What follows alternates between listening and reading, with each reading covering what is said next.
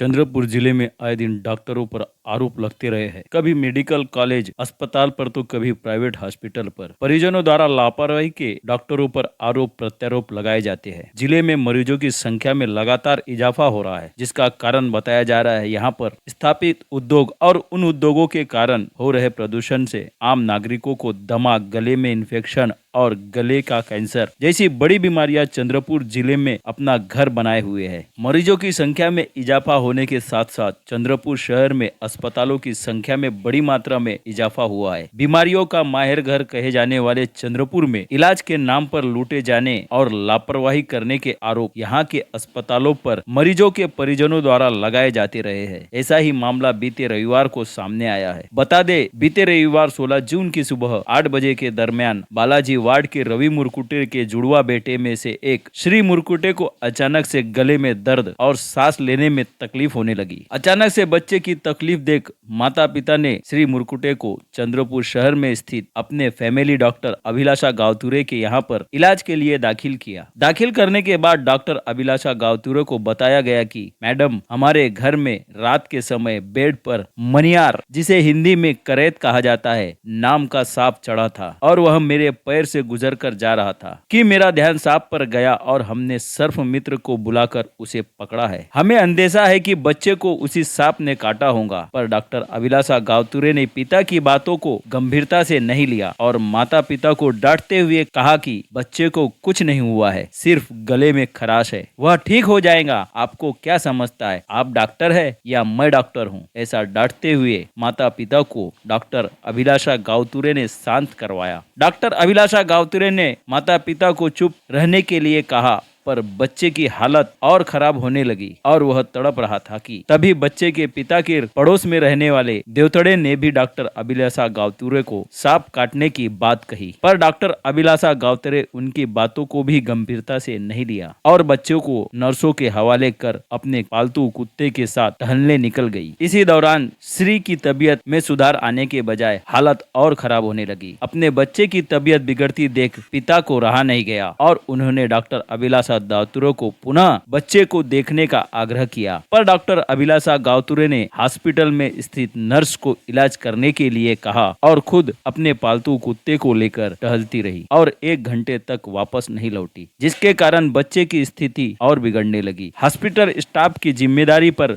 बच्चों को छोड़कर जाने वाली डॉक्टर अभिलाषा गावतुरे ने वापस लौटकर दोबारा बच्चे को देखा तो वे भी घबरा गई और चीखते हुए नर्सेस को डांटते हुए कहा, आप लोगों ने यह क्या कर दिया है, और माता पिता को रूम से बाहर जाने के लिए कहने लगी। इसी दौरान माता पिता ने देखा कि उनका बच्चा शांत होकर बेड पर पड़ा है, उसके शरीर में किसी भी प्रकार की हरकत नहीं हो रही है। वहीं दूसरी ओर घबराई डॉक्टर अभिलाषा गावतुरे हाथ पंप से बच्चे को ऑक्सीजन दे रही थी और बच्चे की छाती को बार बार दबा रही थी। अचानक से ऐसी स्थिति देख माता पिता घबराने लगे। कुछ ही समय बाद डॉक्टर अभिलाषा रूम से बाहर आई और बच्चे के पिता से कहा, स्थिति बड़ी नाजुक है, हमें बच्चे को दूसरे अस्पताल में लेकर जाना होगा। मृतक श्री के पिता ने बताया कि डॉक्टर अभिलाषा गावतुरे ने तुरंत एम्बुलेंस बुलाया और खुद कुछ नर्सेस की मदद से बच्चे को उठाया। इसी दौरान पिता का ध्यान किसी भी प्रकार की हरकत नहीं कर रहे उनके बच्चे पर था और देखा कि जब उनके बच्चे को उठाया जा रहा था तब श्री का सर पूरी तरह ढीला पड़ गया था। डॉक्टर अभिलाषा गावतुरे जल्दबाजी करते हुए बच्चे को चंद्रपुर शहर के ही डॉक्टर वासाड़े अस्पताल में स्थानांतरित किए जाने की बात कही। पिता ने बच्चे की मां को एम्बुलेंस में बैठने का आग्रह किया तो घबराई डॉक्टर अभिलाषा गावतुरे ने मां को एम्बुलेंस में बैठने नहीं दिया और कहा कि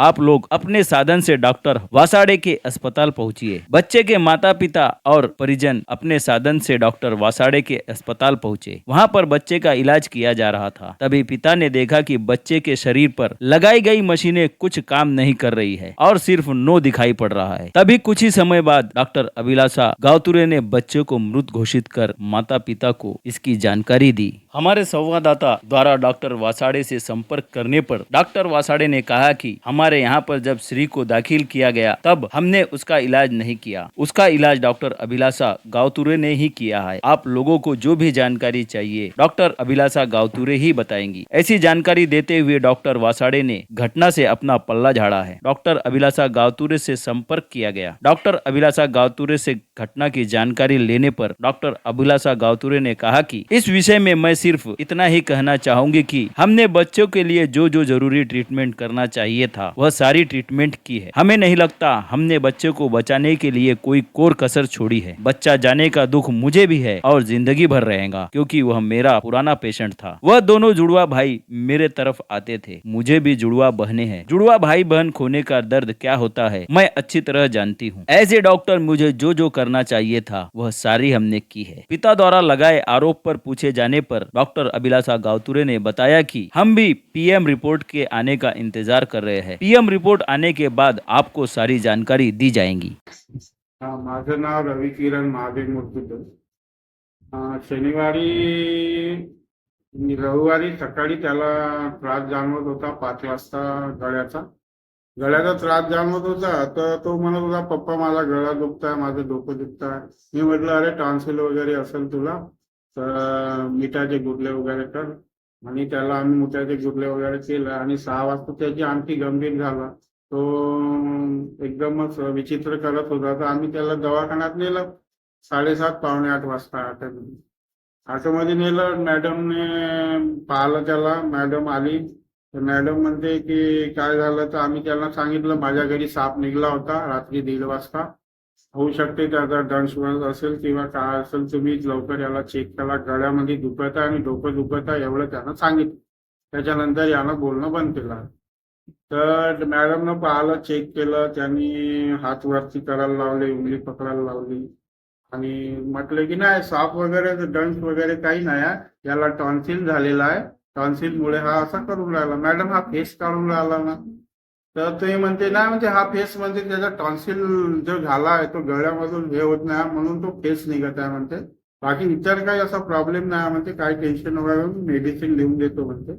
मेडिसिन लिहून दिल्यानंतर तुम्ही तिथून घेऊन या म्हणते, लावून द्या म्हणते. 10-15 मिनिटात तुमचा मुलगा शांत होऊन जाईल म्हणते, आराम पडेल म्हणते. म्हणलं ठीक आहे मॅडम द्या म्हणलं. त्यांनी प्रिस्क्रिप्शन लिहून दिलं. आम्ही आमचे काही सहकारी आहेत त्यांनी घेऊन गेले, मेडिसिन घेऊन आले. पण त्या मेडिसिन घेऊन येताच्या काही कालावधीतच, याच्या आधी कालावधीतच नाही का त्यांनी असं मुलांनी माझ्या तडफडणं चालू केलं. तर आम्ही पुन्हा त्या मॅडमला बोलवायला गेलो होतो. ती मॅडम कुत्रा घुमवायला जातच होती. तर ते कुत्रा हातात धरून होती. तिला म्हटलं की मॅडम म्हणलं माझा मुलगा आणखी तडफडून राहिला, म्हणलं तुम्ही पहा म्हटलं. तर ते म्हणते मी काय पाहू म्हणते, आत्ताच तर पाहून आली म्हणते. आत्ताच पाहून आल्यानंतर पुन्हा डबल तेच काम करू का म्हणते. जा म्हणते, त्याला काही प्रॉब्लेम नाही म्हणते, तुम्ही बिनधास्त राहा म्हणते. बिनधास्त राहा, तुमच्या मुलाला काही साप वाप चावला नाही म्हणते. तुम्ही म्हणते फक्त ते मनातून काढून टाका म्हणते, त्याला टॉन्सिलच झाला. ठीक आहे मॅडम म्हणलं. ते मॅडम कुत्रं घुमवायला घेऊन गेली. माझा मुलगा तडफडतच होता. तडफडल्यानंतर 10-15 मिनिटानंतर मेडिसिन आली. मेडिसिन नर्सनी लावली, सलाईन लावली, इंजेक्शन 2 त्याच्यामध्ये टाकले आणि चालू झालं. आणि अवघ्या 5 ते 10 मिनिटातच तो थोड्या वेळ आणखी तडपला आणि तो सुन्न झाला. तेवढ्यामध्ये पुन्हा ते कुत्रा घेऊन आली. माझ्या घरापाशी राहिलेला एक राहुल देवतडे नावाचा मुलगा आहे, त्यांनी तो आला होता. त्यांनी मग परस्पर त्या मॅडमला विचारलं की म्हणे मॅडम म्हणे त्याच्या घरी साप निघाला होता रात्री 1:30 वाजता त्यांच्या बेडवरून, तर होऊ शकते म्हणे सर्पडन्स वगैरे असेल, तर तुम्ही चेक केलं का म्हणे. हो म्हणे मी केलं चेक म्हणे, सर्पडन्स वगैरे काही नाही म्हणे, सर्पाची विषबाधा वगैरे काही नाही म्हणे, तुम्ही काही टेन्शन नका घेऊ म्हणे. आणि एकच गोष्ट परस्पर विचारत नका जाऊ म्हणे, तुम्ही डॉक्टर आहे का मी डॉक्टर आहे म्हणे, तुम्ही एवढे तडफडून राहिले तुम्ही वा बाहेर म्हणे, काय टेन्शन नका घेऊ म्हणे, आमचं काम आम्ही व्यवस्थित करतो. आणि ते पुन्हा कुत्रं घेऊन वरत चालली गेली. त्याच्यानंतर ते अर्ध्या पाऊण घंट्यानंतर ते फ्रेश होऊन आली. तर माझा मुलगा पूर्ण सुन्न होता. जशी तिनं एंट्री केली दरवाजात माझ्या मुलाच्या रूम मध्ये, हे काय केलं ग तुम्ही म्हणून ते पटकन आम्हाला बाहेर काढायला लागली. आणि मी दरवाजातून टोकून पाहिला तर ती छातीला प्रेस करत होती. म्हणजे माझा मुलगा तिथं दोन्ही हात चीत करून तोंड फोडून असा मृत अवस्थेत पडलेला होता. आणि त्याच्यानंतर रूम मध्ये काय होत आहे काय नाही याची काहीही जानकारी आम्हाला दिली नाही. आणि त्याच्यानंतर मला फक्त 5 मिनिटासाठी त्यांनी बोलावलं. मुलाची परिस्थिती क्रिटिकल आहे, आपल्याला याला हलवावं लागेल असं म्हटलं. मॅडम तुम्हाला जे योग्य वाटते ते करा तुम्ही. तर मग तिनंच अँब्युलन्सला फोन केला, तिनंच वासाड्याची सेटिंग केली आणि अँब्युलन्स आली. अँब्युलन्स आली त्यांनीच मॅडमनी, मॅडमच्या मिस्टरांनी आणि एका नर्सनी या तिघांनी उचललं आणि अँब्युलन्स मध्ये टाकलं. मी म्हटलं माझ्या पत्नीला अँब्युलन्स मध्ये घ्या. तर त्यांनी म्हटलं इथं जागा नाही, तुम्ही तुमच्या पर्सनल गाडी आहे ना तुमच्याकडे? हो. तर मग या तुमच्या पर्सनल गाडीनं आम्ही निघतो. आम्ही पण त्या अँब्युलन्सच्या मागे गेलो.